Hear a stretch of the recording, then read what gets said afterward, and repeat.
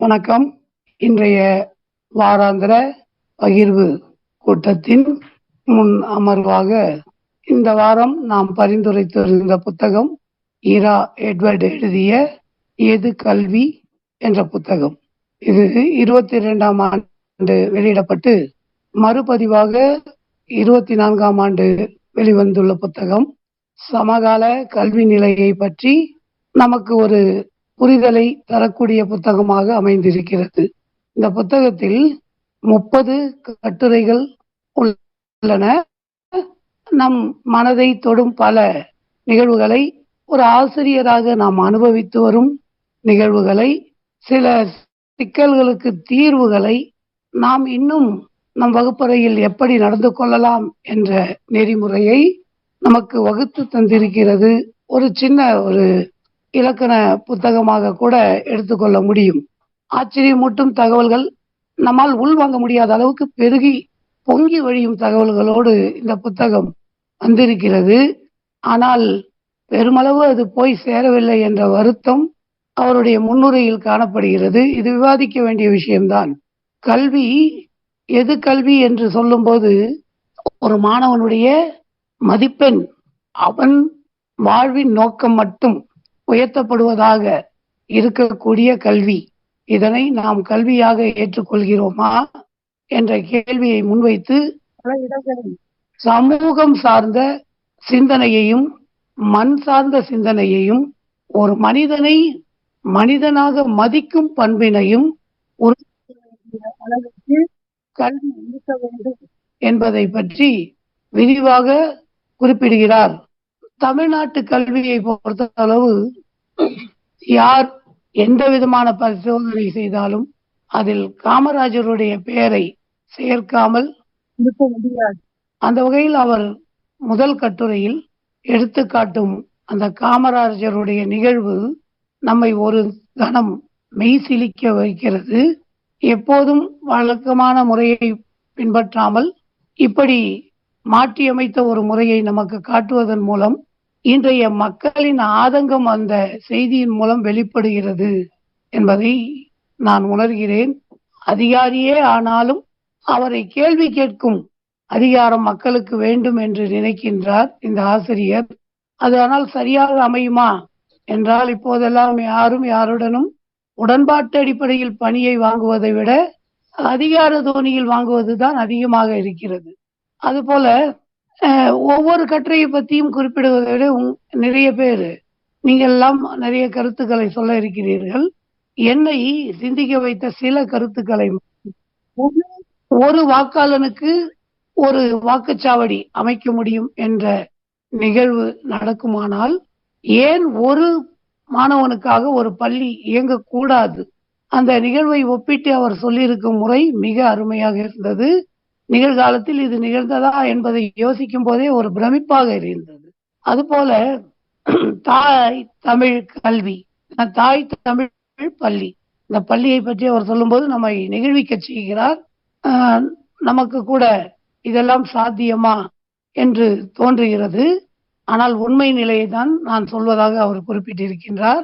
எல்லாவற்றையும் விட அண்மையில் ஒரு செய்தி, பள்ளிக்கூடம் வருவது மாணவர்களுக்கு எவ்வளவு சுமையாக ஆகிவிட்டது என்பதை ஒரு 3-4 வாரத்துக்கு முன்னாடி ஒரு 3 பசங்க வீட்டுக்கு லெட்டர் எழுதி வச்சுட்டு ட்ரெயின் ஏறி வேற ஊருக்கு போயிட்டாங்க. என்ன எழுதி வச்சிருக்காங்கன்னா, பள்ளிக்கூடம் போறது பிடிக்கல, அதனால நான் வெளில போறேன் அப்படின்னு எழுதி வச்சுட்டு போறாங்க. அவரும் நிறைய மேற்கோள் காட்டியிருக்காரு. ஆனா இது எப்படி அப்படின்னு பார்த்தா, ஆசிரியர்கள் அன்பாக போதிக்க வேண்டும் அப்படின்னு ஒரு கருத்தை சொல்லுவாங்க இல்லையா? அன்பு, அந்த அந்த அன்பை பற்றி புரிந்து கொள்ளும் தன்மை கூட இருக்குதான்னு எனக்கு ரொம்ப கஷ்டமா இருக்குது. அப்படி அன்பா நடக்கிற ஆசிரியரை ஏமாளியா பயன்படுத்துறாங்க. அங்க கலகல வகுப்பறை வேணுங்கிறாங்க.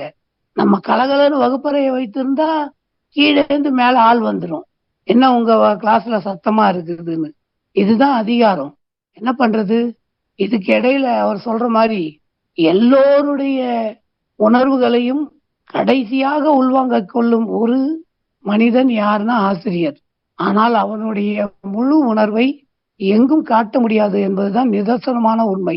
இன்றைய கல்வியை பற்றி சொல்லும்போது, கல்வி படிப்பு என்று சொன்னால் அது அறிவை தூண்ட வேண்டும், அறிவை வளர்க்க வேண்டும் என்ற முறையில் இல்லாமல் தகவல்களை டெபாசிட் செய்வார்கள் என்றார். தகவல்களை புகுத்தும் ஒரு நிலையாகத்தான் இருக்கிறது என்று அவர் குறிப்பிடுகிறார். மெக்காலே எழுதிய கல்வி திட்டத்தை பற்றி மிக அருமையாக சொல்லி இருக்கிறார். இந்த கருத்துக்கள் எல்லாம் மேலும் மேலும் வலுப்படுத்த என்னை தொடர்ந்து நீங்கள் வருவீர்கள். நானும் இடையிடையில் எனக்கு நினைவில் உள்ளவரை உங்களோடு கலந்துரையாட விரும்புகின்றேன். என்னை போலவே புத்தகத்தை படித்திருக்கும் இந்த கூட்டத்தில் கலந்து கொள்ள வந்திருக்கும் மூத்த பேராசிரியர், ஓய்வு பெற்றவர் என்றாலும் ஓய்வு இல்லாமல் புத்தகம் படிப்பதோடு மட்டுமல்லாமல் உன்னை போல் ஒருவன் குழுவில் நாளொரு பெண்களை பற்றி அவர்களுடைய முன்னேற்றத்தை பற்றி பேசி வருகிறார். அதையும் நான் அறிவேன். அவர்களை புத்தகத்தை பற்றியும் பேச அழைக்கின்றேன். நன்றி. நெறியாளர் உள்ளிட்ட பகிர்வு குழுவ நண்பர்கள் அனைவருக்கும் முதற்கண் என் வணக்கத்தை தெரிவித்துக் கொள்கிறேன். அதாவது இதுக்கு முன்னாடி இந்த கல்வி தொடர்பாக நிறைய நாம் விவாதித்திருக்கிறோம், நிறைய புத்தகங்களை பற்றி பேசி இருக்கிறோம். அவர் ஆயிஷா நடராஜனுடைய புத்தகங்கள், நிறைய புத்தகங்களை பற்றி விவாதித்தோம். கரும்பலகை கதைகள் அப்படின்னு சொல்லி கிட்டத்தட்ட ஒரு 84 கதைகள் கட்டுரைகளை எல்லாம் விவாதித்தோம். ஆனா இந்த புத்தகத்தை படிக்கின்ற பொழுது எனக்கு என்ன தோணுச்சு அப்படின்னா, இந்த புத்தகங்களிலெல்லாம் சொல்லாத விஷயங்களை ஆசிரியர் சொல்லி இருந்தார். அதை பார்த்துதான் எனக்கு கொஞ்சம் பிரமிப்பா இருந்தது, வியப்பா இருந்தது. ஏன்னா சொல்லுவாங்கல்ல, அரைச்சமாவையே திரும்ப திரும்ப அரைக்கிறதுன்னு. அந்த மாதிரி இல்லாமல் புது புது விஷயங்களை புது புது கோணங்களிலே அவர் சொல்லி இருந்தார். அவர் சகோதரர் பட்டாபிராமன் குறிப்பிட்டார் காமராஜரை பற்றி. நிறைய நிகழ்வுகள். அவர் இன்னொரு விஷயம் சொன்னாரு, சகோதரர் சொன்னாரு, அதாவது நிறைய தகவல்களை நம்மால் உள்வாங்க முடிகிறது, அந்த தகவல்களின் குவியலாக இது இருக்கிறது. ஆனா எல்லாத்தையும் நம்மளால ஞாபகம் வச்சுக்கிட்டு சொல்ல முடியுமான்னு தெரியல. ஆனால் சில கருத்துக்கள், என்னை ஈர்த்த சில கருத்துக்களை மட்டும் உங்களுடன் பகிர்ந்து கொள்ளலாம் நினைக்கிறேன். அந்த காமராஜர் பற்றிய நிகழ்வு பார்த்தீங்கன்னா, இன்னைக்கு சூழல்லையும் அந்த சூழலையும் கொஞ்சம் இமேஜின் பண்ணி பார்த்தா, ஒரு கிராமம், அந்த கிராமத்துல போய் இவர் பேச போறாரு. அவரை பத்தின டிஸ்கிரிப்ஷன் என்னன்னா, யாரோ ஒரு குவனாரு வந்திருக்காராம், நம்ம ஊருக்கு ரோடு போட்டிருக்காராம், லைட்டு போட்டிருக்காராம், அவர் வர்றாராம் அப்படின்னு அந்த அவரை பார்ப்பதற்கு போயிட்டு கடைசியில அவர் பேசுறதுக்கு மைக்க பிடிச்ச உடனே மளிகை கடை ஐயாதுற மாதிரி இருக்காரு அப்படின்னு எல்லாரும் சொல்றது. இவர் நம்ம ஊருக்கு ரோடு வந்துருச்சு, லைட் வந்துருச்சு, ஆஸ்பத்திரி வந்துருச்சு, ஆனா அந்த சின்ன பிள்ளைங்க படிக்கிறதுக்காக ஒரு பள்ளிக்கூடம் வரலையே அப்படின்னு தான் கவலையா இருக்கு. அது இந்த ஐயா மனசு வச்சாதான் நடக்கும் அப்படின்னு சொல்லுகின்ற பொழுது அந்த டிஇஓ பார்த்து சொல்றாரு. அதை பார்த்துட்டு இந்த ஆசிரியரும் சொல்றாரு, இன்னைக்கு இது நடக்குமா? ஒரு முதலமைச்சர் ஒரு அதிகாரியை பார்த்து நீங்க மனசு வச்சா முடியும். அந்த டிஇஓ பேசுறாரு, ஆனா இந்த அதாவது இயற்கையின் சில சட்டங்கள் இதுக்கு இடம் கொடுக்கல. இந்த மாதிரி பள்ளிக்கூடம் வர்றது சட்டப்படி சிக்கல் இருக்கு. என்ன சிக்கல் இருக்கு? ஒரு பர்டிகுலர் தூரத்துலதான் பள்ளிக்கூடம் இருக்கணும் அப்படின்னு இருக்கு. எங்களுக்கு அது தெரியுங்க. இதை விட இதுல இருந்து நீங்க ஏதாவது இந்த சிக்கல்ல இருந்து மீட்கிறதுக்கு வழி இருக்கான்னு தான் கேட்கிறேன்னு முதலமைச்சர் கேட்ட உடனே அந்த அதிகாரி சொல்றாரு, இந்த வாய்க்கால் இருப்பதை ஒரு இயற்கை தடையாக கொண்டு இந்த கிராமத்துக்கு பள்ளிக்கூடம் கொண்டு வரலாம். அந்த நிகழ்ச்சி உண்மையிலேயே ரொம்ப நிகழ்ச்சியாக இருந்தது. அதே மாதிரி இன்னொரு கம்பாரிசனும் சொல்றாரு. 2015 வேதாரண்யம் பக்கத்துல ஒரு ஆத்து குறுக்க பனைமரத்தால பாலம் அமைச்சாங்க. அந்த பாலம் வழியா பிள்ளைங்க போயிட்டு வர்றதை பத்தி பேரண்ட்ஸ் எல்லாம் ரொம்ப கவலைப்பட்டாங்க. கடைசியில மரப்பாலம், சிமெண்ட் பாலம் சொல்லிட்டு கடைசியில இந்த பாலத்தை ஒரு காரணமா காட்டி பிள்ளைங்களை பள்ளிக்கூடம் வேற தொலைவுல போக விடாதீங்க அப்படிங்கிற மாதிரி ஒரு நிகழ்வு. அது ரொம்ப நல்லா இருந்தது. அப்புறம் அவர் சகோதரர் பட்டாபிராமன் ஏற்கனவே சொன்னார்ல, அந்த ஒரு வாக்காளருக்காக நம்ம போன வாரம் டிஸ்கஸ் பண்ணோம். அரசியல் பழகு புத்தகத்துல சத்தீஸ்கர்ல அந்த மாதிரி ஒரு 3 பேருக்காக ஒரு வாக்காளர் வாக்கு சாவடி நியமித்திருக்காரு.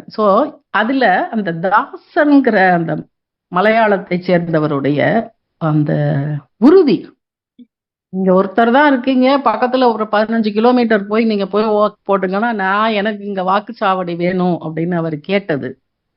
அப்புறம் இல்ல நீங்க வாகனம் வச்சாவது உங்களை கூட்டு போயிடுறோம் அப்படின்னா, இல்ல எனக்கு இங்க வாக்குச்சாவடி வேணும்னு சொல்லிட்டு கடைசியில 3 மணி வரைக்கும் வராம இருந்தது. இந்த நிகழ்வு வந்து நம்ம நாட்டிலேயா நடக்குது அப்படிங்கிற மாதிரி ஒரு ஆச்சரியமா இருந்தது. கடைசியில அதே மாதிரி ஒரு மாணவனுக்காக ஒரு பள்ளிக்கூடம் ஏன் இருக்கக்கூடாது அப்படின்னு கேட்கின்ற கேள்வி. இப்ப நிறைய அரசு பள்ளிகள்லாம் ஸ்ட்ரென்த் இல்ல அப்படிங்கறதுனால க்ளோஸ் பண்ணிட்டு வரதா கூட செய்திகள் எல்லாம் பாக்குறோம். சோ அதை நினைத்து இவர் வருத்தப்படுகிறார்.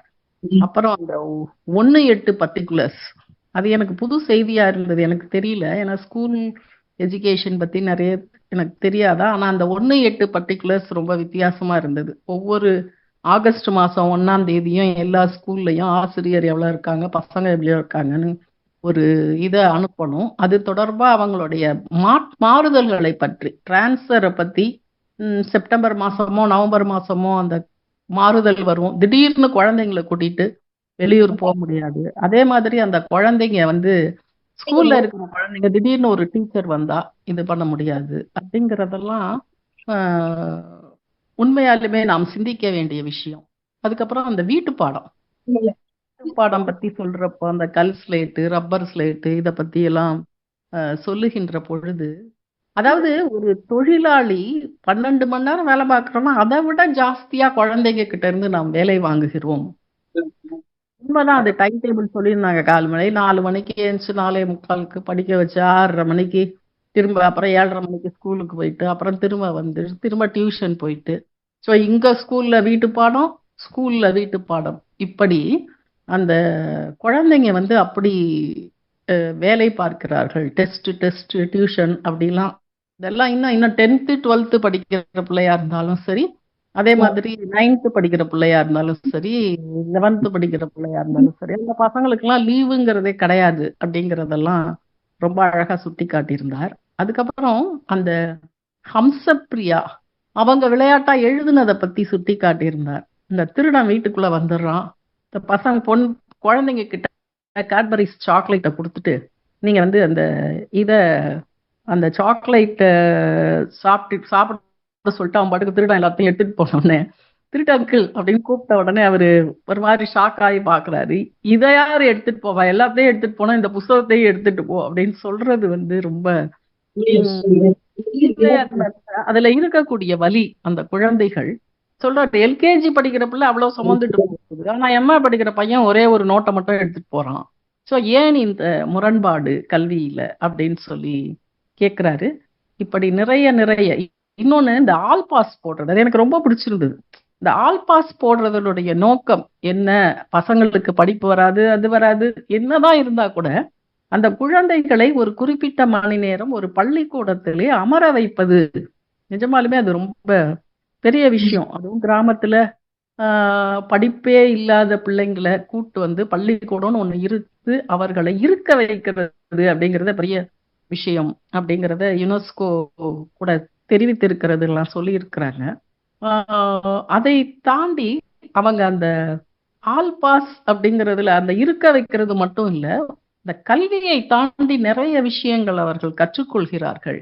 சக மனிதர்களை எப்படி மதிப்பது அப்படின்னு அதுக்கு ரொம்ப அழகா ஒரு எக்ஸாம்பிள் வேற சொல்லியிருந்தாங்க. 6th 7th படிக்கிற பசங்க தெருவோரம் இருக்கக்கூடிய ஒரு மூதாட்டிக்கு அப்பப்ப இவங்க கொடுக்குற சாப்பாடு அதெல்லாம் கொடுத்துட்டு அப்புறம் அந்த மூதாட்டிக்கு உடம்பு சரியில்லைன்னு உடனே மாத்திரை மருந்தெல்லாம் வாங்கி கொடுத்து அப்பா அவங்களுக்கு சரியாகலைன்னு உடனே ஸ்கூல்ல இருக்கிற ரெட் கிராஸ் வாத்தியார் மூலமா அந்த அவங்கள மருத்துவமனைக்கு சேர்த்து அதுக்கப்புறம் அந்த பாரத மாதா முதியோர் இல்லத்துல கொண்டு போய் சேர்க்கிறது. ஈவன் அந்த பள்ளிக்கூடம் அந்த ஏதோ திருவாரூர் மாவட்டம் நினைக்கிறேன், முத்தியால்பேட்டை பள்ளிக்கூடத்துல அந்த 4 மாணவர்களுடைய பெயர்கள் மேற்கொண்டு அது சொல்லி அது உண்மையாலுமே நெஞ்சை நெகிழ வைப்பதாக இருந்தது.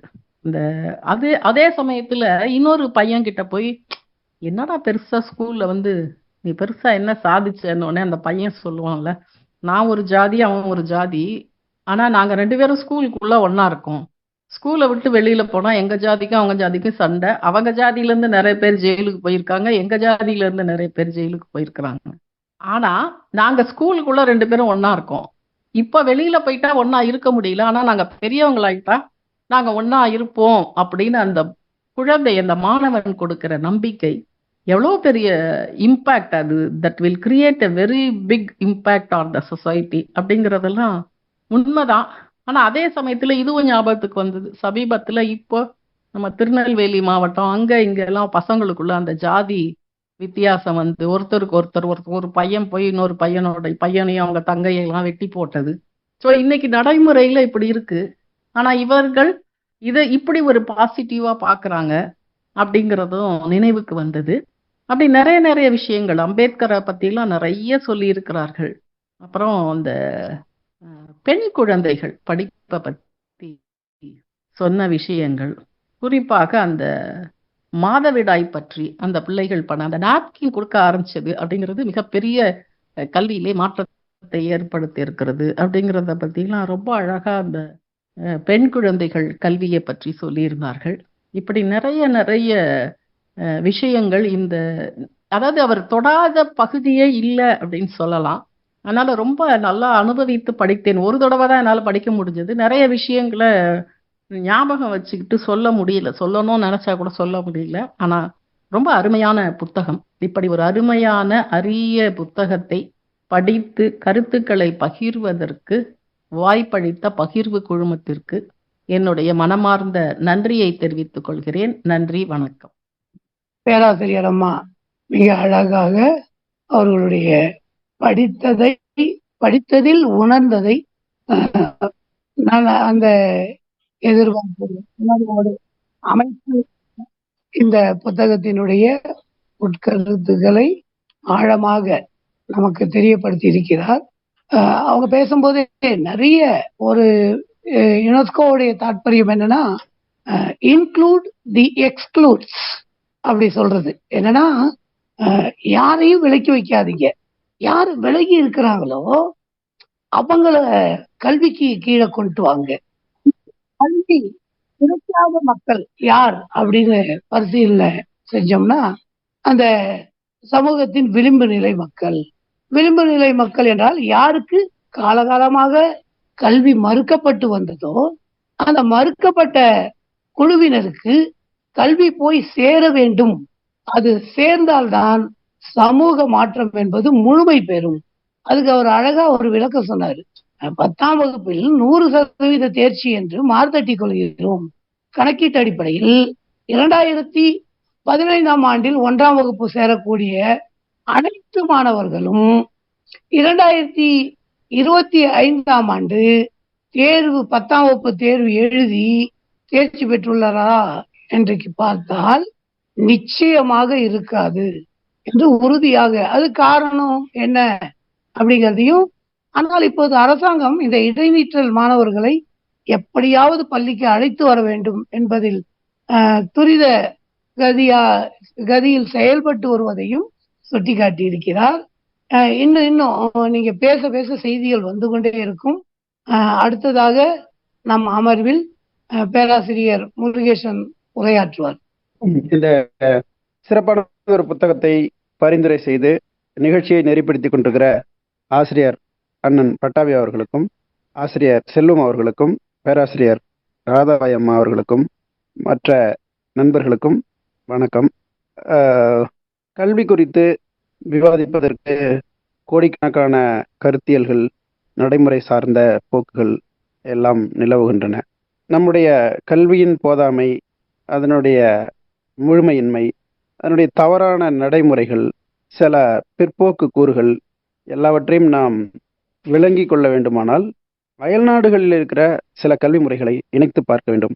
பள்ளி என்பதை பயந்து ஓட செய்கிற ஒரு களமாக குழந்தைகள் பார்க்க தொடங்கிவிட்டதை சான்றுகள் நமக்கு சொல்லுகிற இந்த நேரத்தில் உலகில் எந்த நாட்டு குழந்தைகள் கல்வியை மகிழ்ச்சியாக கற்கிறார்கள் என்று எண்ணி பார்த்தால் நமக்கு கல்வியை எப்படி அமைக்க வேண்டும் என்பது புரியும். சென்ற 10-15 ஆண்டுகளுக்கு முந்தைய ஒரு ஆய்வில் உலகிலேயே பின்லாந்து நாட்டில்தான் குழந்தைகள் மகிழ்ச்சியாக கல்வி கற்கிறார்கள் என்ற உண்மை வெளிப்படுத்தப்பட்டிருக்கிறது. அதற்கு காரணம் அங்குள்ள கற்பித்தல் முறை. பொதுவாக பாடநூல்கள் இல்லாத ஒரு கல்வி அங்கே இருக்கிறது. நிறைய விளையாட்டுகள் வாயிலாகவும் செய்முறைகள் வாயிலாகவும் கல்வி கற்பிக்கப்படுகிறது. குழந்தைகளுக்கு மகிழ்ச்சி அளிக்கிறது என்ற அளவில் மட்டும் நிற்காமல் உலகிலேயே அதிகமான சாதனைகளை படைக்கிற, கண்டுபிடிப்புகளை நிகழ்த்துகிற, விருதுகளை பெறுகிற மாணவர்களாகவும் பின்லாந்து மக்கள் திகழ்கிறார்கள். இங்கிருந்து கூட தமிழக முதல்வர் கூட பின்லாந்துக்கு சென்று அங்குள்ள கல்வி முறையை அறிந்து வந்திருக்கிறார். ரஷ்யாவில் தொடக்கப்பள்ளி குழந்தைகளுக்கான கல்வி நம்முடைய பல்கலைக்கழக கல்வியை காட்டிலும் உயர்ந்து இருப்பதை அந்த நாட்டு கற்றல் முறை நமக்கு புலப்படுத்துகிறது. தொடக்க கல்வியை முதல் வகுப்பில் தொடங்கி 5ஆம் வகுப்பு முடிக்கும் வரை இந்த குழந்தைகளுக்கு ஆசிரியர் எந்த மாதிரியான படிப்பினைகளை கொடுக்கிறார் என்று நாம் பார்க்கும்போது, வகுப்பறையில் தொடங்குகிற கல்வி மெல்ல மெல்ல விரிவடைந்து அங்குள்ள சுற்றுச்சூழல், இயற்கை நிகழ்வுகள், தொழிற்சாலைகள், மக்களுடைய வாழ்க்கை முறைகள், அமைவிடங்கள், அரசு அலுவலகங்கள் என்று எல்லாவற்றையும் குழந்தைகள், நீர்நிலைகள் என்று எல்லாவற்றையும் குழந்தைகள் பார்வையிட்டு அது குறித்த ஒரு மதிப்பீட்டை உருவாக்கி கொள்ளுகிற அளவிற்கு பயிற்சி வழங்கப்படுகிறது. அங்கே தேர்ச்சி விகிதம் எப்படி என்றால், குழந்தைகள் எல்லாவற்றையும் கற்க வேண்டும், ஆனால் அதை அவர்களுடைய வேகத்துக்கேற்ப கற்கலாம். ஒரு பாடம் இருக்கிறது என்றால் அந்த பாடத்தை அந்த குழந்தை முழுமையாக கற்று கேட்கப்படுகிற கேள்விக்கு பதில் எழுத வேண்டும். அப்படி எழுத முடியாத குழந்தை அடுத்த சில காலத்தில் அதை எழுதலாம். ஆக எந்த குழந்தைக்கும் தோல்வி என்பதோ தேர்ச்சியின்மை என்பதோ கிடையாது. எல்லா குழந்தைகளுக்கும் அது தேர்ச்சி தான். அது வேகம் வேறுபடலாம். அந்த மாதிரி நிறைய விஷயங்களை சொல்லலாம். நான் இதை சுட்டிக்காட்டியதற்கு காரணம், இப்ப எட்வின் சுட்டிக்காட்டியிருக்கிற இத்தனை குறைபாடுகளையும் நாம் களைய வேண்டுமானால் ஒரு நவீனமான ஆக்கப்பூர்வமான கல்வி முறையை உருவாக்க வேண்டிய ஒரு இன்றியமையாத நிலையில் நாம் இருக்கிறோம் என்பதற்காகத்தான் எப்படியாவது இந்தியாவில், குறிப்பாக தமிழகத்தில் ஒரு நல்ல கல்வி முறையை கொண்டு வந்து விட வேண்டும் என்பதற்காக இங்கே பல கல்வியாளர்களும் கல்விசார் அமைப்புகளும் தொடர்ந்து செயல்பட்டு கொண்டிருக்கின்றன. அரசும் கூட தனக்கு அப்படி ஒரு எண்ணம் இருப்பதை அவ்வப்போது வெளிப்படுத்தி கொண்டிருக்கிறது. அதற்காக கல்வி குழுக்கள் எல்லாம் அமைக்கப்படுகின்றன. ஆனாலும் இந்த மதிப்பெண் என்ற ஒற்றை புள்ளியில் இருந்து அதற்கு மனப்பாடம்தான் ஒரே வழி என்ற அந்த போக்கில் இருந்து இன்னும் மாறாமல் இருப்பதை நாம் பார்க்கிறோம். இந்த நிலையிலிருந்து மாற வேண்டுமானால் அதற்கு எல்லா தரப்பிலிருந்தும் சிந்தனைகள் தேவை, ஈடுபாடு தேவை. அந்த நிலையை நாம் அடைய வேண்டும். எல்லா தரப்பிற்கும் சிக்கல்கள் இருக்கின்றன. ஆசிரியர்களுக்கு பல சவால்கள் இருக்கின்றன, பெற்றோருக்கு சவால்கள் இருக்கின்றன, குழந்தைகளுக்கு சவால்கள் இருக்கின்றன. அது ஒரு பக்கம். அதையெல்லாம் சமன் செய்கிற ஒரு முயற்சி கண்டிப்பாக அவசியம். அதை நோக்கிய பயணம், இத்தகைய புத்தகங்கள், இத்தகைய உரையாடல்கள், விவாதங்கள், இவையெல்லாம் அதற்கு அதை நோக்கிய பயணத்தின் படிகள் என்று நாம் எடுத்துக்கொள்ளலாம். கண்டிப்பாக மாற்றங்கள், நாம் விரும்புகிற மாற்றங்கள், தேவையான மாற்றங்கள் நமக்கு வந்து தீரும். அதுல எந்த மாற்றுக்கு கருத்தும் இல்லை. அதற்கு தேவையான காலத்தையும் உழைப்பையும் நாம் எடுத்துக்கொள்ள வேண்டும். புத்தகத்தை பொறுத்தவரை நீங்கள் எல்லாம் சொன்னதை போல ஏராளமான தகவல்களை நடைமுறை சாத்தியப்பாடுகள், நடைமுறை நிகழ்வுகளிலிருந்து எடுத்து எட்வின் பேசியிருக்கிறார். அவர் ஒரு ஆசிரியர் என்பதால் பல நிகழ்வுகளை நேரடியாக உணர்ந்தவற்றை, நேரடியாக அறிந்தவற்றை எல்லாம் அவர் கட்டுரையாக்கி இருக்கிறார். பல்வேறு செய்திகள், குறிப்பாக ஆசிரியர்களுடைய மனப்பான்மை எப்படி இன்னும் இணக்கமாக இருக்கலாம் என்பதற்கு நிறைய சான்றுகளை கொடுக்கிறார். குழந்தைகளை நாராசமாக திட்டுகிற ஆசிரியர்கள் இன்னமும் இருக்கத்தான் செய்கிறார்கள். அவர்களை கல்வி கூடத்திலிருந்து விரட்டுகிற போக்காக அது இருக்கிறது என்பதெல்லாம் அவர் சொல்லி காட்டுகிறார். அரசு பள்ளிகளில் எப்படி ஒரு ஜனரஞ்சகமான ஒரு போக்கு இருக்கிறது. ஆவேசமாக வருகிற ஆசிரியரை கூட, ஆவேசமாக வருகிற பெற்றோரை கூட ஆசிரியர்கள் எப்படி அமைதிப்படுத்தி அனுப்புகிறார்கள். அவர்களுக்கு இடையிலான உறவுதான் அதற்கு காரணம் என்பதையெல்லாம் சொல்லுகிறார்.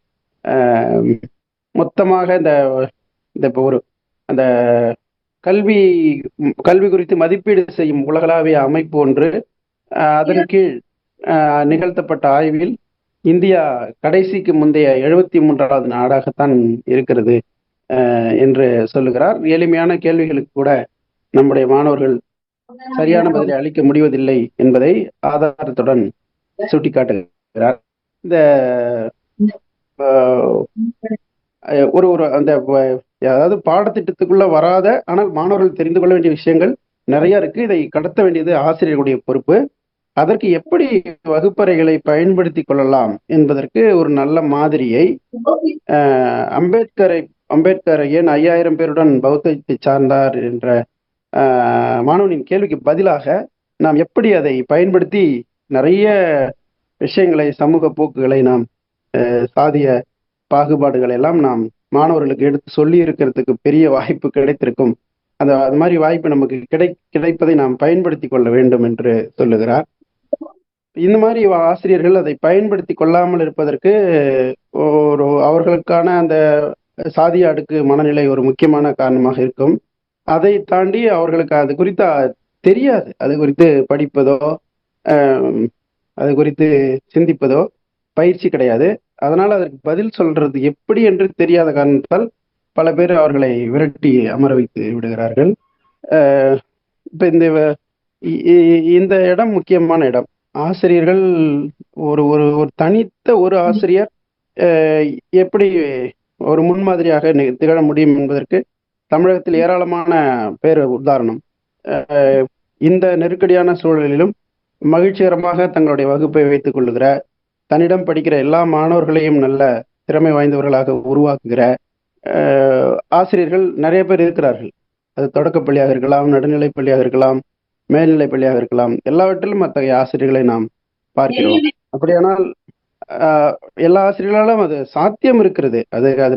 அது நடைமுறை சிக்கல்களை கடந்து அதற்கான முயற்சி எடுக்கப்படுவதில் ஒரு ஆசிரியர் என்ற முறையில் ஒரு ஒரு ஒரு தேக்கம், ஒரு சுணக்கம் இருப்பதுதான் அதற்கு காரணம். ஏனென்றால் நாம் ஒட்டுமொத்தமான, அதாவது சட்டத்தின் மூலமான மாற்றங்கள் என்பதை இப்போதைக்கு நாம் எண்ணி பார்க்க முடியாது. அப்ப முன்மாதிரிகள் தான் இங்கே அத்தகைய சட்டங்கள் வருவதற்கு, நடைமுறைகள் வருவதற்கு காரணமாக இருக்க முடியும். எனவே ஆசிரியர்கள் முன்மாதிரி பாதைகளை அமைக்க வேண்டியது அவசியம். இப்படி நிறைய ஒரு பள்ளியை எந்த இடத்திலே அமைக்க வேண்டும், நெடுஞ்சாலையில் அமைத்தால் குழந்தைகள் சாலை கடந்து வருவது சவாலாக இருக்கும், அதனால் பெற்றோர் பிள்ளைகளை பள்ளிக்கு அனுப்ப மாட்டார்கள் என்று சொல்லுகிறார். இதை பல இடங்களிலே பார்க்கலாம். இங்கு அருகாமையில் உள்ள ஒரு பள்ளி, தொடக்கப்பள்ளியில் கூட அந்த பிரச்சனை இருக்கிறது. இந்த தனியார் பள்ளிகளுடைய கட்டண நெருக்கடி, கல்வி கட்டண நெருக்குதல் அது உயிரிழப்புக்கு, பெற்றோர் பிள்ளைகளுடைய உயிரிழப்பு காரணமாக இருக்கிறது என்பதை சொல்லுகிறார். அப்புறம் இந்த தனியார் பள்ளியில் அந்த குழந்தைகள் முன்னாடியே வடிகட்டப்படுறாங்க அப்படிங்கிற செய்தியை எல்லாம் சொல்லியிருக்கிறாரு. அப்புறம் வழக்கமாக நமக்கு தெரிந்த பல்வேறு விஷயங்களை பல்வேறு ஆதாரங்களோடு 9ஆம் வகுப்புலையும் 11ஆம் வகுப்புலையும் பொதுத் தேர்வுக்கான பாடங்கள் நடத்தப்படுவது உள்ளிட்ட பல விஷயங்களை சொல்றாரு. இது அரசு ஒரு திட்டத்தை கொண்டு வந்தாலும் அதை முழுமையா விட மாட்டேங்கிறாங்க. இப்போ 11ஆம் வகுப்பு பொதுத் தேர்வு வச்சிருந்தாங்க, அது அப்படியே அதுக்கு அது மதிப்பெண் கணக்கீடு இருந்துச்சுன்னா அதுக்கு மதிப்பு இருந்திருக்கும். அப்ப அந்தந்த வகுப்புக்கு அந்தந்த பாடத்தை நடத்துவாங்க. அதை ஓரிரு ஆண்டுகள்லயே அதை தளர்த்திட்டாங்க. இப்ப இந்த 11ஆம் வகுப்பு பாடங்களை படிக்காதனால, அது பொறியியல் படிப்பா இருந்தாலும் மருத்துவ படிப்பா இருந்தாலும் மாணவர்கள் முதல் பருவத்தில் பாடங்கள் புரிந்து கொள்ளாமல் போவது, பாடங்களில் தேர்ச்சி இல்லாமல் போவதெல்லாம் நடக்கிறது என்பதையெல்லாம் வெளிப்படுத்தி விட்டார்கள். ஆனால் அது குறித்து யாருமே கவலை கொள்வதாக தெரியவில்லை. இந்த போக்குதான் தொடர்ந்து நீடித்துக் கொண்டிருக்கிறது.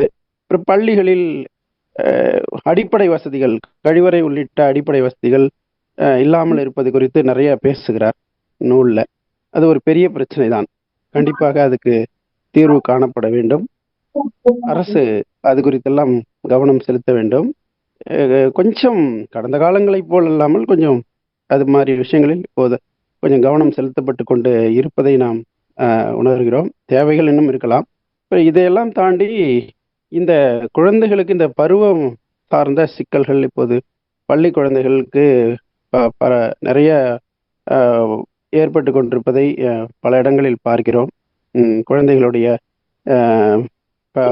பள்ளி புத்தக பைகளில் அவசியமற்ற பொருள்கள், குழந்தைமையை சோதிக்கிற அந்த கருவுற்றதை சோதிக்கிற பொருள் எல்லாம் வைத்திருக்கிறார்கள் என்ற செய்தி எல்லாம் கொஞ்சம்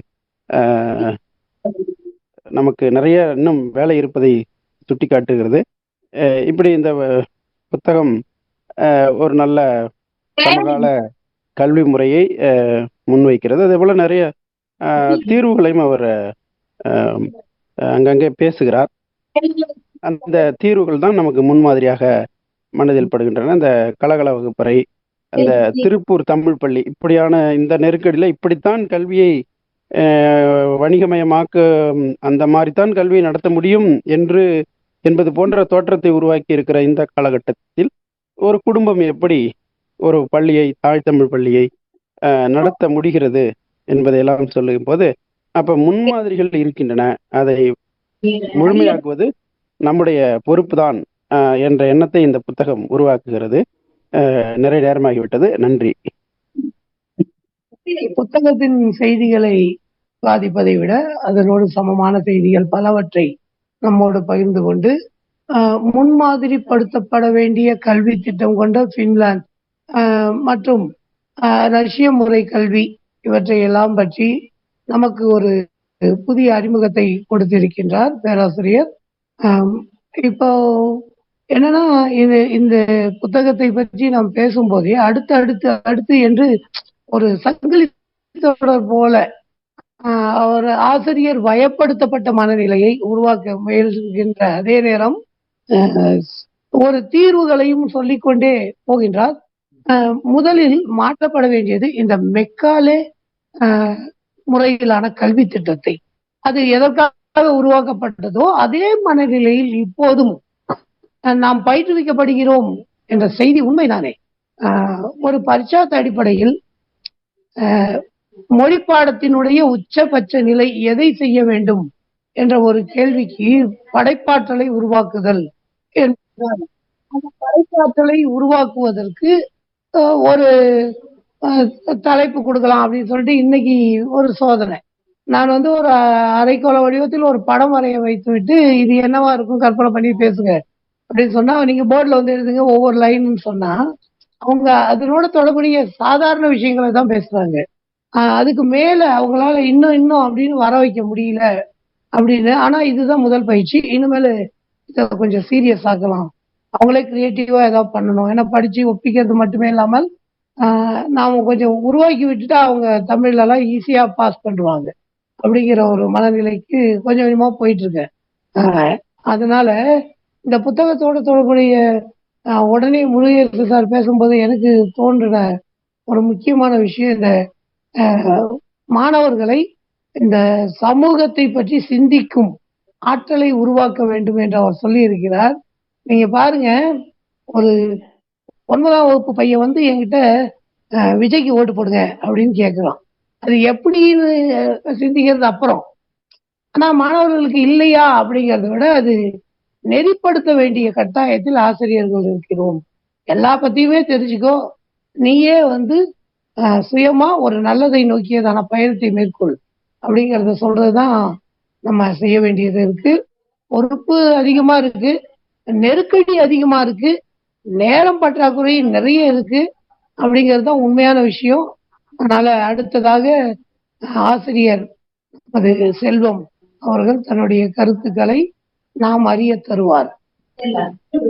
செல்வம் கேக்குதுங்களா? கேக்குது. எது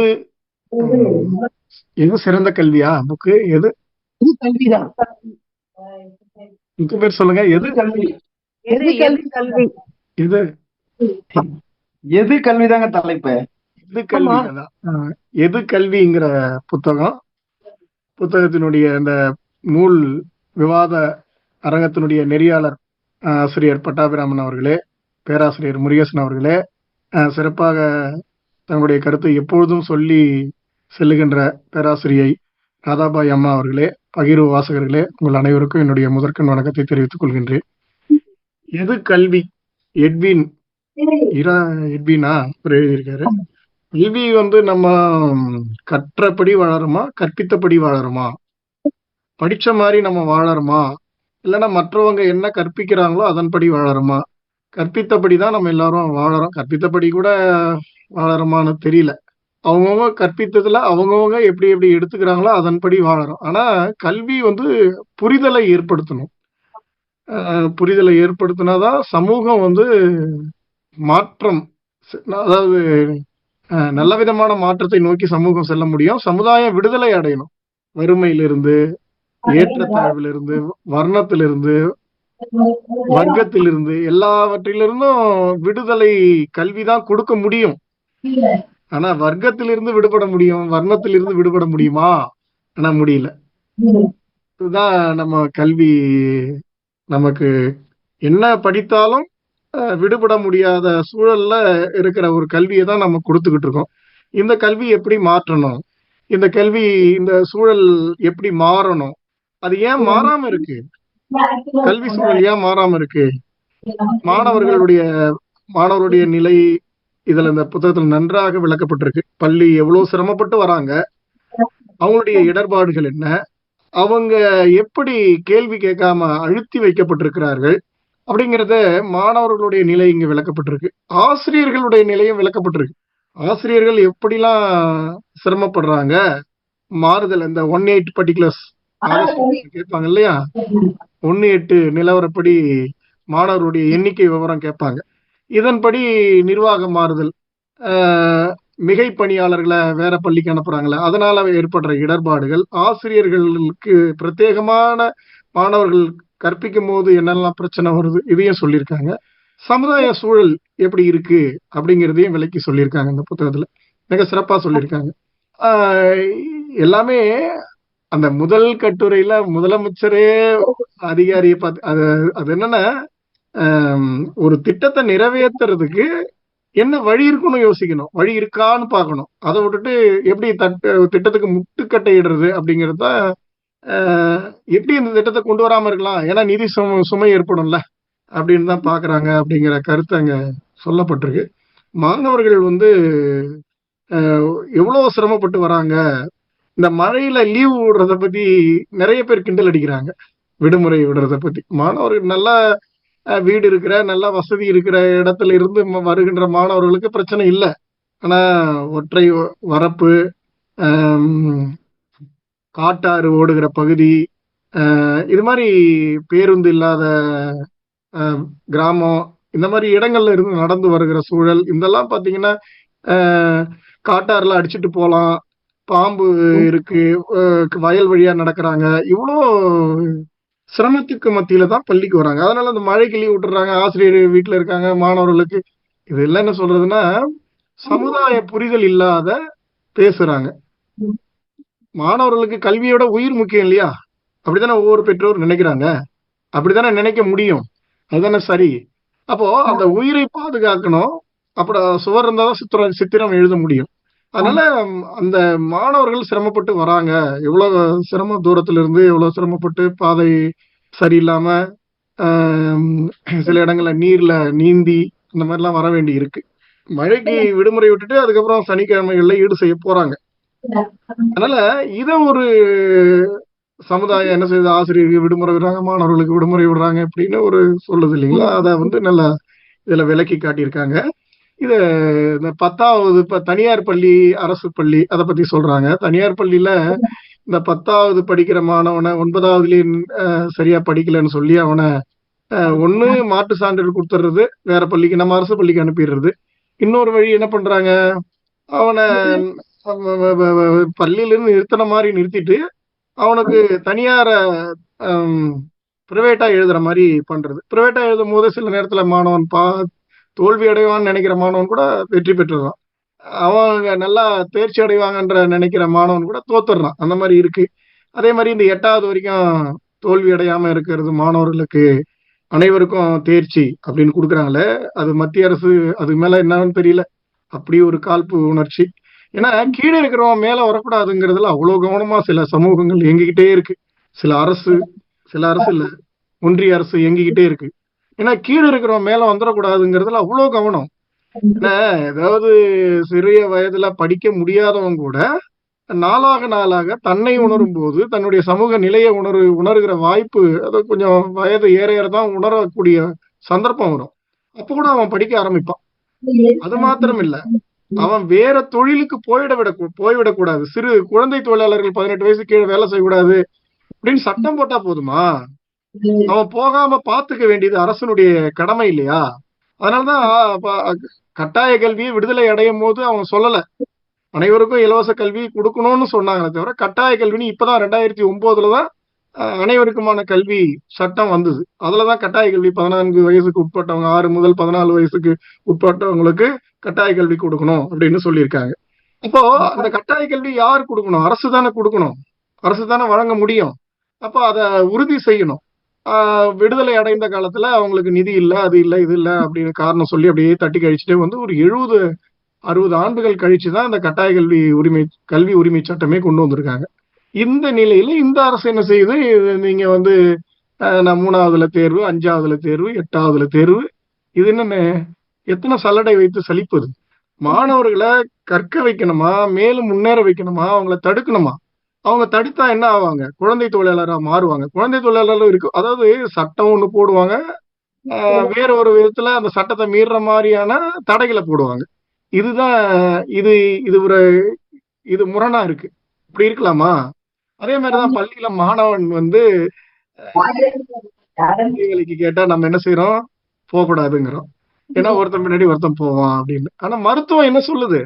மருத்துவம் என்ன சொன்ன, அதாவது சிறுநீரகத்தை வந்து நம்ம அடக்கக்கூடாது, யூரின் அடக்கக்கூடாது. அடக்கினா என்ன ஆகும்? கிருமி இதாகும், அது நோய் தொற்று ஏற்படும், கல்லு கூட ஏற்படும். அதனால சிறுநீரகத்தை அடக்கக்கூடாது, சிறுநீரை அடக்கக்கூடாது. அடக்கினா உடம்புல பல வியாதிகள் வரும். நிறைய ஒரு ஆசிரியை, பெண் ஆசிரியை, இது வந்து ஒரு 20 ஆண்டுகளுக்கு முன்னால் நடந்தது. கழிவறை அவங்க பள்ளியில் இல்லைன்றதுனால அவங்க சிறுநீரை அடக்கிட்டே இருந்திருக்காங்க. காலையில வீட்டுல போவாங்க, அதோட வீட்டுக்கு வந்து பள்ளிக்கு சென்ற பிறகு வீட்டுக்கு வந்த பிறகுதான் மாலையில போவாங்க. இதே மாதிரி இருந்ததுனால அவங்களுடைய கிட்னிய ஃபெயிலியர் ஆயிடுச்சு. மருத்துவர் சொல்லியிருக்காங்க, கண்டுபிடிச்சு. இந்த மாதிரி சிறுநீரை அடக்கக்கூடாது. ஆனா மருத்துவம் அப்படி சொல்லுது. ஆனா நம்ம என்ன செய்யறோம்? ஆசிரியர்கள் என்ன செய்யறோம்? போகக்கூடாது, இடைவேளை நேரத்துல தான் போகணும், இடைவேளை நேரத்துல தான் போகணும், மற்ற நேரத்துல போகக்கூடாதுன்னா அப்போ இதுக்கு முரணா இருக்கு. அதை ஒருத்தரா போகலாம். அப்படி நம்ம ஒருத்தரா விட்டோம்னா நீங்க சரியா பார்க்கல, மாணவர்களையா வெளியே அனுப்புறீங்க அப்படின்னு அதிகாரிகள் தோரணை, அதிகாரி தோரணை இருக்கு பாருங்க, அது ரொம்ப ரொம்ப மோசமா இருக்கு. ஏன் இந்த ஒரு பையன் ஃபெயில் ஆயிட்டாங்கிறதுக்காக நீங்க எல்லாம் வேலை செய்யறதுக்கு ஆகியா சம்பளம் அவ்வளவு வாங்குறீங்க, இவ்வளவு வாங்குறீங்க அப்படின்னு சொல்லி ஒரு ஆசிரியை திட்டி, அந்த ஆசிரியை வந்து ரொம்ப நொடிஞ்சு போயிட்ட பிறகு, அத அவங்க தற்கொலை நிலைக்கு போன பிறகு அவங்க மற்றவங்க எல்லாம் சொல்லி தேற்றி, அதுக்கப்புறம் அந்த கல்வித்துறை அதிகாரிக்கு கவனத்துக்கு கொண்டு வந்த பிறகு அவங்க, நான் சாரிம்மா, அப்பா மாதிரி இருக்கேன், நான் சொல்லிட்டேன், மேலிடத்துல இருந்து அழுத்தம் வந்ததுனால நான் சொன்னேன் அப்படின்னு சொல்றாரு. அதை இந்த புத்தகத்துல சொல்லியிருக்காங்க. அதாவது எல்லாரும் படிக்கணுங்க, எல்லாரும் படிக்கணும், எல்லாரும் தேர்ச்சி அடையணுங்கிறது சரிதான். 100% தேர்ச்சி முடியுமானா முடியாது. அந்த காலத்துல 10வது 12வது மாணவர்கள், சரியா படிக்காத மாணவர்களை என்ன பண்ணுவாங்க, 3 பாடம் 2 பாடம் படிச்சு பாஸ் ஆயிடுப்பா, மீதி 2 பாடத்தை அக்டோபர்ல பாத்துக்கலாம் அப்படின்னு மாணவரை காப்பாத்துவாங்க.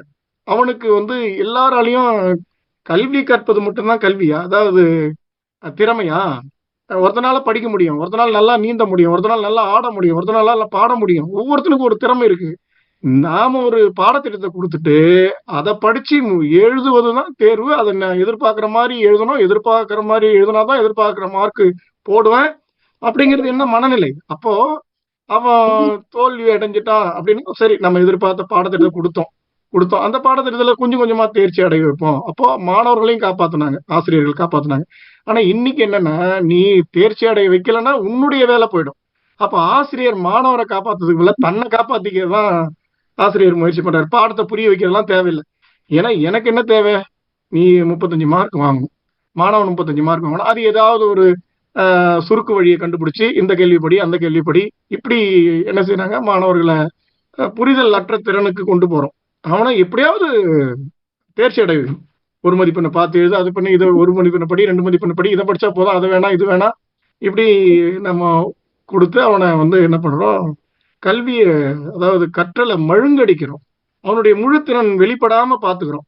இந்த இந்த கல்வியில 8வது வரைக்கும் ஒரு மெத்தடு கொண்டு வந்தாங்களே, சிசி மெத்தடா, அது சிறந்த ஒரு இதுதான்.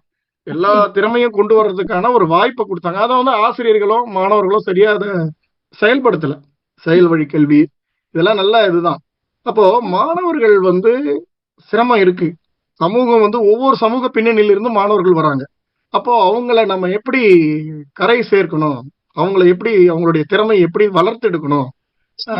மாடு மேய்க்கிறது தான் லாக்கி அப்படின்னு சொல்ற, மாடு மேய்க்கிறது அவ்வளவு சுலபமா அப்படிங்கிறது சொல்றாரு. சிறைக்கதான் லாக்கி, நீ ஏன்டா படிக்க வந்த அப்படின்னு ஆசிரியர் திட்டுற இதெல்லாம் இருக்கு இல்லைங்களா. எல்லாரையும் நிறைய படிச்சுட்டாரு, நிறைய நிறைய 10 டிகிரி வச்சிருக்காரு, அவர் போய் முடி வெட்டுருவாரா, அவர்கிட்ட தலையை நீட்டுருவானா எல்லாரும் அப்படின்னு அந்த ஆசிரியர் கேட்கிறாரு. அப்போ ஒவ்வொரு திறமையும் ஒவ்வொருவருக்கு சிறப்பானது. அது ஒரு கவிதையே சொல்லியிருக்காங்க, உன்னால் கல்வியில் முதலிடம் பெற முடியும், என்னை மாதிரி நீச்சல்ல முதலிடம் வர முடியுமா, இன்னொருத்தர் நடனத்துல நல்லா ஆடுவாரு, அவர் மாதிரி நம்மளால ஆட முடியுமா. இது மாதிரி எல்லாவற்றுக்கும் தேர்வு வைத்தால், எல்லா நடனம், பாட்டு, நீச்சல், விளையாட்டு, கல்வி இப்படின்னு எல்லாத்துக்கும் எல்லா தேர்வும் வச்சோம்னா எல்லாரும் தோத்துதான் போகும். எல்லாருக்கும் எல்லா திறமையும் இருக்க முடியாது தானே. அப்போ எந்த மாணவனுக்கு என்ன திறமை இருக்குங்கிறத நம்ம பெற்றோர்கள் ஆசிரியர்கள் கண்டறிந்து அதை வளர்க்கணும். அதுக்கான வாய்ப்பு பள்ளி அமைப்புல கொடுக்கணும். கொடுக்குதா இல்ல. அது மாதிரி நிறைய விஷயம் விளையாட்டுக்கே அனுப்புறது இல்ல. பள்ளி வகுப்பறை ரொம்ப அமைதியா இருக்கணும், அதுதான் சரியான வகுப்பறை. அதிகாரமும் அடக்குமுறையும் கொண்ட வகுப்பறை தான் நம்ம நடத்திக்கிட்டு இருக்கோம். அதுதான் சிறந்த வகுப்பறைன்னு தலைமை ஆசிரியர்ல இருந்து அதிகாரிகள் இருந்து நல்லா மெச்சுறாங்க. ஆனா இந்த மாதிரி பொன்னிலன் ஒரு கல்வி அதிகாரி அதாவது மேற்பார்வைக்கு வந்திருக்காரு கல்வி அதிகாரி. அந்த பள்ளியில எல்லா வகுப்பறையும் அமைதியா இருக்கு, எல்லா வகுப்பறையும் சுத்தி வர்றாரு. தலைமை ஆசிரியருக்கு ஒரே பதட்டமா இருக்கு, ஒரு வகுப்பறை மட்டும் சத்தம் போட்டுக்கிட்டே இருக்காங்க, அந்த வகுப்பறை போகவே அவரை காட்டவே கூடாது அப்படின்னு நினைக்கிறாரு. ஆனா பொன்னிலன் என்ன பண்றாரு, அந்த வகுப்பறைக்கு அதையும் தாண்டி போறாரு. அந்த வகுப்பறையில ஒரு வரைபடம் மாட்டப்பட்டிருக்கு. அந்த வரைபடத்துல ஒரு மாணவர்கள் கையில ஒரு குச்சி கொடுக்கப்பட்டிருக்கு. அந்த வரைபடத்துல மாணவன் நீ மும்பைக்கு போ, ட்ரெயின்ல போறியா பஸ்ல போறியா ஃபிளைட்ல போறியா, நான் ஆசிரியர் கேட்கிறாரு, நான் ட்ரெயின்ல போறேன் அப்படின்னு மாணவன் என்றும் அந்த குச்சி வச்சுக்கிட்டு சிக்குப்புக்குன்னு சொல்லிட்டு அந்த மும்பைக்கு போறான். நீ ஃபிளைட்ல போறியா, நீ பைக்ல போறியா, இப்படி ஒவ்வொருத்தரா போயிட்டு இருக்காங்க. அந்த வரைபடம் ஊர் பேர் குறிக்கப்பட்ட வரைபடத்தை எடுத்துட்டு ஊர் பேர் குறிக்கப்படாத வரைபடத்தை மாற்றுறாரு அந்த ஆசிரியர். மாட்டும் போது நீ மும்பைக்கு போ அப்படின்னு சொல்லும் போது பைக் எடுத்துட்டு மும்பைக்கு போறான். ஆனா அவன் காஷ்மீருக்கு போயிடுறான். மாணவர்கள்லாம் சிரிக்கிறாங்க, ஒரே சத்தம் வருது. அப்போ அந்த வகுப்பறை இப்படி அந்த செயல் வழியாக அவனுக்கு எப்படி புரியுமோ அந்த முறையில அந்த பாடத்தை அந்த ஆசிரியர் நடத்துறாரு. ஒரு வரலாற்று ஆசிரியர் ஒரு வரைபடத்தை வச்சுக்கிட்டு அப்படி நடத்துறாரு. அப்போ அதிகாரி, அந்த பொன்னிலன் அதிகாரி அந்த மேற்பார்வையெல்லாம் முடிஞ்சிட்டு பிறகு ஆசிரியர்களை கூட்டி ஒரு கூட்டம் நடத்துவாங்கல்ல, அந்த கூட்டத்துல சொல்றாரு, இதுதான் சிறந்த வகுப்பறை, இப்படியே நடத்து அப்படின்னு சொல்றாங்க. ஆனா நம்ம வகுப்பறை ஜனநாயகம் இருக்கா? நம்ம வகுப்பறையெல்லாம் நம்ம சத்தமா போடுது, நீங்க ஒழுங்கா அடக்கவே மாட்டீங்க, நீங்க எல்லாம் இதுக்கு பாடம் நடத்துறோமோ இல்லையா, ஒழுங்கா அடக்கணும், மாணவனை அடக்கணும், பேச விடக்கூடாது. அதாவது பாடம் சம்பந்தமா பேசினா கூட அவன் வகுப்பறை என்றால் எப்படி சிரித்து மகிழ்ந்து துயரங்களை துக்கங்களை பகிர்ந்து ஆசிரியர்கள் மாணவர்கள் இருவழி பாதை தானே. கற்றல் என்பது ஒரு வழி பாதையா? நாம சொல்றத சொல்லிட்டு வந்துடுறது, அவன் அப்படியே கேட்டுட்டு போயிடணும். இதுதான் வங்கி முறை கல்வின்னு சொல்றாரு. யாரு? பாவ்லோ அவர் பேர் என்னங்க? வங்கி முறை கல்வி சொல்லுவாரு பேராசிரியர் அவர் சொல்றாரு, பாவ்லோ பெரேர் அவரு சொல்றாரு வங்கி முறை கல்வி சொல்றாரு. நாம வங்கியில எப்படி பணம் போட்டா அது மாட்ட கிடக்கு, அது மாதிரி நம்ம என்ன சொல்லணுமோ அது மனசுல அவன் போட்டுக்கணும். அதுல சரி தப்பு, இது நியாயம், இதுல என்ன இப்படி இருக்கு அப்படி இருக்குன்னு வினாக்களே கேட்கக்கூடாது. கேள்விகளை கொள்கின்ற சமூகம் மாணவர் சமூகத்தை மாணவர் சமூகத்திலிருந்து எழுகிற கேள்விகளை கொள்ளுகிற சமூகம் ஆசிரியர் சமூகம். சரியான ஆசிரியர் சொன்னாரு, சரியான மாணவர்களை சரியான சமூகத்தை உருவாக்க முடியாது. கேள்விதான் எல்லாவற்றுக்கும் கண்டுபிடிப்புகள்லாம் காரணம் கேள்வி தானே. அந்த கேள்வியை நம்ம கேட்கக்கூடாது அப்படின்னு அடக்கி ஒடுக்கி ஒரு என்ன சொல்றது, ஒரு வன்முறையான வகுப்பு தான் உருவாக்குறோம். அது நாளைக்கு அநியாயங்களோட கேட்க மாட்டான்.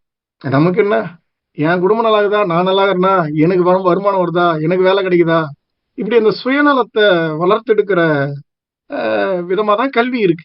கேள்வி கேட்க கூடாதுன்னு அதுதானே.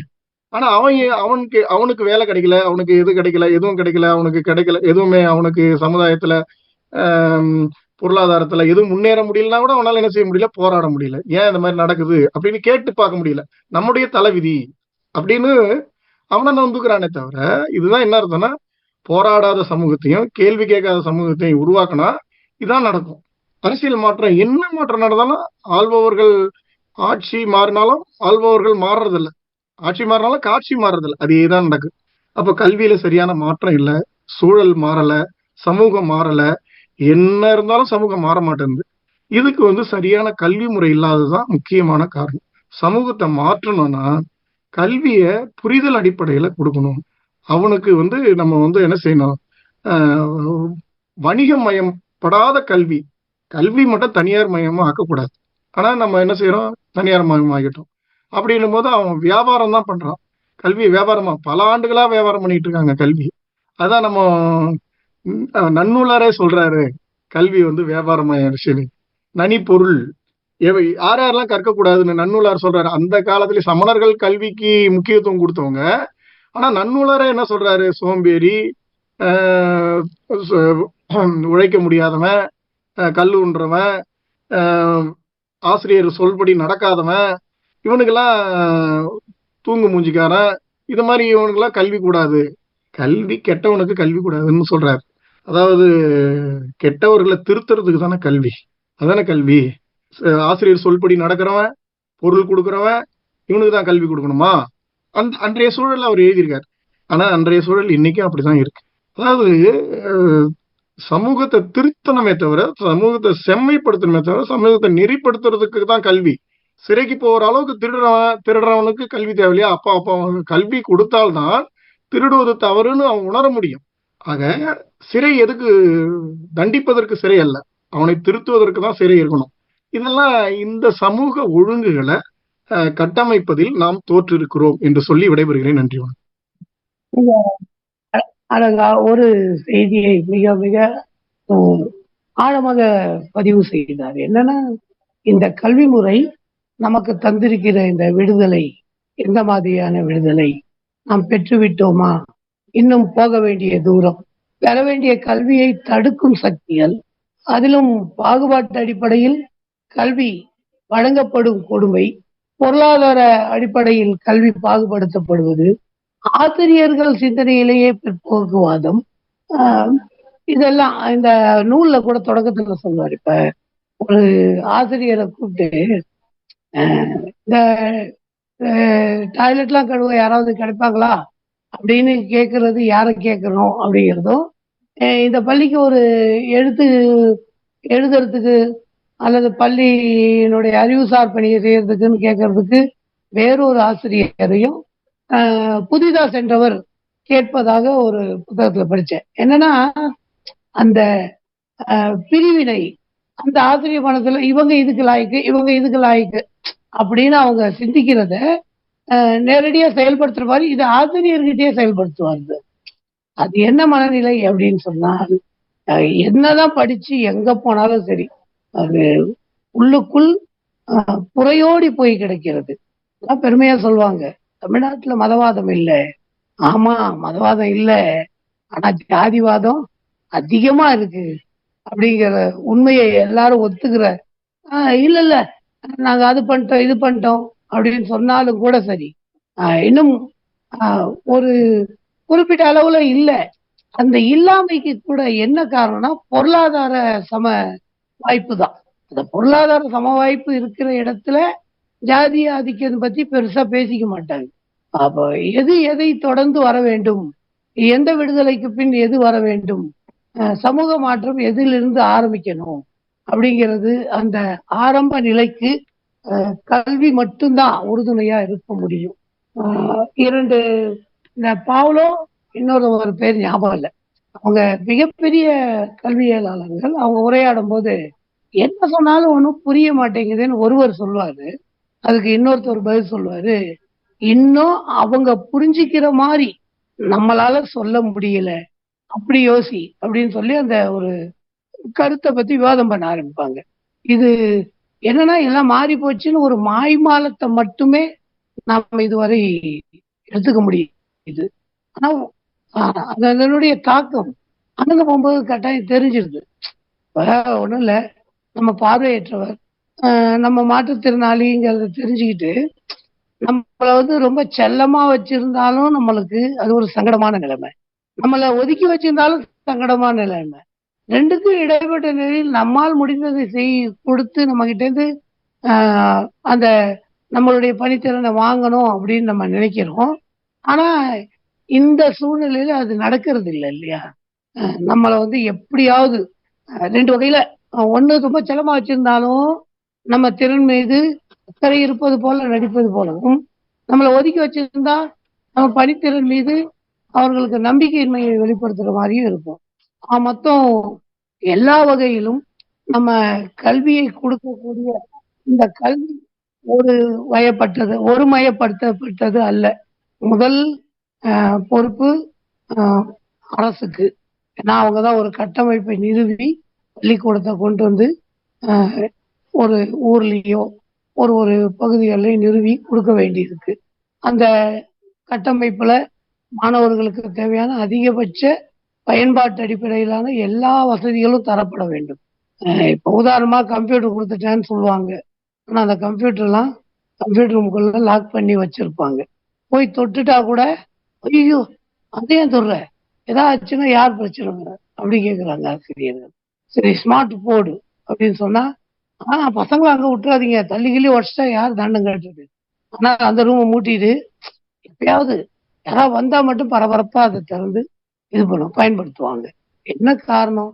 கட்டமைப்பு எல்லாம் கொடுத்தாலும் அதை முழுக்க பயன்படுத்த வேண்டிய 2வது நிலையில் இருக்கிறது ஆசிரியர்கள் தான். ஆசிரியர்களுக்கு மிகுந்த அச்ச உணர்வு தான். இன்னைக்கெல்லாம் உண்மையிலேயே தமிழ்நாட்டில் எந்த விதமான என்ன சொல்றது, மேம்பட்ட சிந்தனையும் இல்லாத ஒரு இனம் அப்படின்னா அது ஆசிரியர் இனம் தான். என்னை பொறுத்தளவு எதுக்குமே பொறுப்பெடுக்கணும் அப்படின்னு நினைக்கிறதே கிடையாது. எப்படி கணக்கு காட்டி விட்டு போவது அப்படிங்கிறது தான் இன்னைக்கு பரவலா நடைமுறையிலும் இருக்குது. எல்லாத்துக்கும் கணக்கு காட்டுங்க, அவ்வளவுதான். அவங்க சொல்ற அந்த கணக்கு டாஸ்க கம்ப்ளீட் பண்ணிட்டா போதும் அப்படின்னு சொல்றது. அடுத்தது ஆசிரியர்கள் பொறுப்பு அதிகமா இருக்கா, சரி இதுல பயன்பெற மாணவர்களும் தனக்கு வேண்டியதை பெரும் அளவிற்கு நல்ல இதோட வரணும், விழிப்புணர்வோட. அவங்க கிட்டயும் நம்ம நாம என்ன கேட்கிறோமோ அதை புரிஞ்சுக்காம வேற விஷயத்துல கவனம் செலுத்துறாங்க. அதையும் மாற்றி அமைக்கணும். எல்லாத்தை விட முக்கியமானது அவனுக்கு சமூக பின்புலம் சரியா அமையணும். ஏன்னா உங்களுக்கு நிறைய அனுபவத்துல நல்லா படிக்கிற பிள்ளை திடீர்னு நல்லா ஒரு தேர்வுல திடீர்னு குறைஞ்ச மார்க் வாங்கினவனே கூப்பிட்டு கேட்டா தெரிஞ்சிடும் டக்குன்னு. என்னடா நேத்து முதல் தாள்ல 95ன்றான், 2ஆம் தாள்ல பார்த்தா 32 33 வாங்கலாம். என்னன்னு கேட்டா வீட்டுல பிரச்சனை, அம்மா அப்பா சண்டை, அதனால என்னால படிக்க முடியல அப்படின்னா. அப்ப யாருக்கு எது பங்கோ அந்த பங்கு எல்லாம் சிறப்பாக செய்தால்தான் இந்த நாம நினைக்கக்கூடிய இந்த எல்லா விடுதலைக்குமான ஒரு பொருத்தமுள்ள கல்வி கிடைத்து அந்த சிந்தனை மேலோங்கும். கல்வி கட்டமைப்புல நாம பேசி நிறைய இந்த முருகேசன் சொன்ன மாதிரி முன்மாதிரிகளே அடுத்த கட்ட சட்டங்களாக மாறும். அப்ப நாம என்ன செய்யணும் அப்படின்னு பார்த்தா, அட்லீஸ்ட் நம்ம கிட்ட வரவங்க பிள்ளைங்கள்கிட்டயாவது ஒரு வாழ்க்கையை பற்றிய புரிதல், சமூகத்தை பற்றிய புரிதல், விழிப்புணர்வு, இருக்கக்கூடிய வசதி வாய்ப்பு எல்லாத்த பற்றியும் அவங்ககிட்ட பேசி ஓரளவு நம்மளுக்கு முடிந்த வழிகாட்டுதலை சரியாக செய்ய வேண்டும் அப்படிங்கறதுதான் இந்த புத்தகம் நமக்கு ஒட்டுமொத்தமாக தரக்கூடிய ஒரு கருத்தாக இருக்கிறது. அப்ப ஆசிரியர்களுடைய பொறுப்பு அதிகமாகிறது. முடிஞ்ச வரை நாமளும் செய்வோம். நம்மளுடைய பணியை சமூகத்தை நோக்கிதான், அதை இன்னும் சிறப்பாக செய்ய வேண்டிய பொறுப்பு நமக்கு இருக்கிறது என்று சொல்லி இந்த அமர்வை நிறைவு செய்கிறேன்.